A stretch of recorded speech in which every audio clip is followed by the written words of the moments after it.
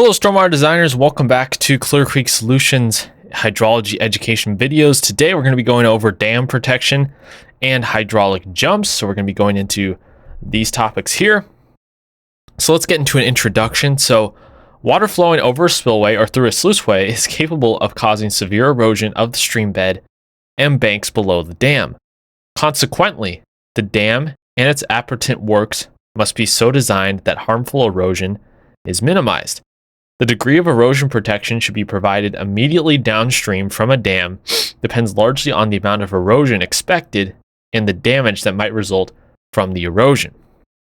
The time required to develop serious erosion depends not only on the character of the stream bed material and the velocity distribution, but also on the frequency with which scouring flows occur. So here's a quick picture of a dam, for example, and right, so we want to prevent massive erosion of the dam, of the surrounding areas, because there can be a large volume of water with quite a high velocity occurring at the other side. So scour protection.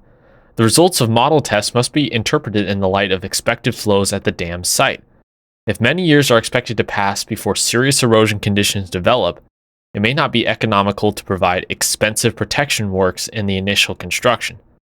Solid rock is usually resistant to scour, although if the rock has marked bedding planes, it may not endure high velocity flow. If the rock has a rough, jagged surface, cavitation may assist in the erosion. So loose earth and rock are vulnerable to the erosion action of flowing water and may scour severely at velocities as low as 2 or 3 feet per second, and that's also the range of 0.6 to 1 meters per second. Movable bed model studies with gravel, sand, or powdered coal to simulate the riverbed may be used to predict velocity distributions and scour patterns in the prototype. Ordinary hydraulic models, however, do not reproduce effects dependent on surface tension such as air entrainment and spray formation, nor do they reproduce pressure effects such as cavitation.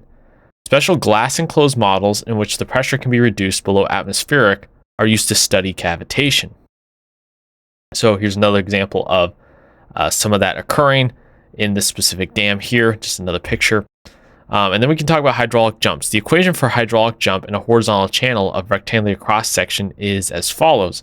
We have the height 2 flow depth at downstream subcritical flow location, y1 flow depth at upstream supercritical flow location, and the Froude number at the upstream supercritical flow location, which is of course going to involve the relationship between velocity and gravity.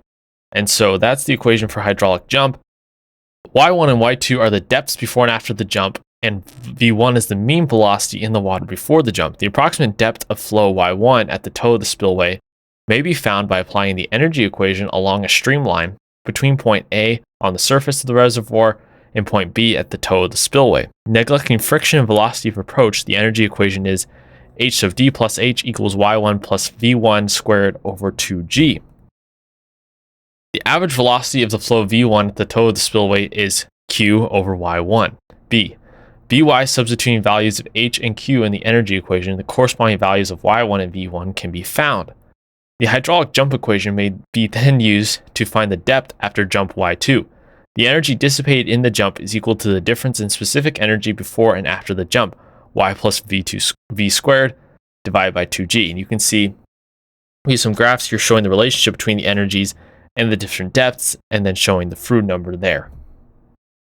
So here you can see a hydraulic jump situation where we have the supercritical flow and going to the subcritical flow downstream, and that can occur quite a bit, and that's what we want to look for.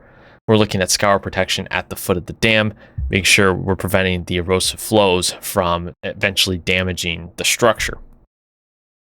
In order that a hydraulic jump may occur, the flow must be below critical depth. This condition is satisfied in almost all cases where there is a potential scour hazard. Location and character of the jump depend on the tailwater elevation. For the jump to form at the toe of the dam, the tailwater elevation must coincide with the upper conjugate depth. The jump will occur upstream of the toe and it may be completely submerged. If the tailwater depth for some distance downstream from the toe of the dam, because of energy loss to friction, the depth of flow will gradually increase until a new depth y prime of 1 is reached, which is conjugate with the tailwater depth. At this point, a hydraulic jump will occur. The measures necessary to control erosion and dissipate the energy of the spillway flow are dependent on the relation between the upper conjugate depth Y2, and tailwater depth. The tailwater rating curve is dependent on the downstream channel conditions and may be determined from hydraulic computations or by measurement. For any situation, there are 5 possible cases based on the location of the upper conjugate depth curve with respect to tailwater rating. So we can see here the energy line going over the dam and then the depths of the hydraulic jump and what can occur there. This is also a smaller model on the right here showing hydraulic jumps over a smaller dam-like structure. So if we had a problem, find the flow depth to downstream of the subcritical flow location, and we had y1 was 5 feet, the velocity is 3 feet per second, we would first find the Froude number using gravity and that velocity and given depth. Then you can use that Froude number to find y2, which is 0.325 feet.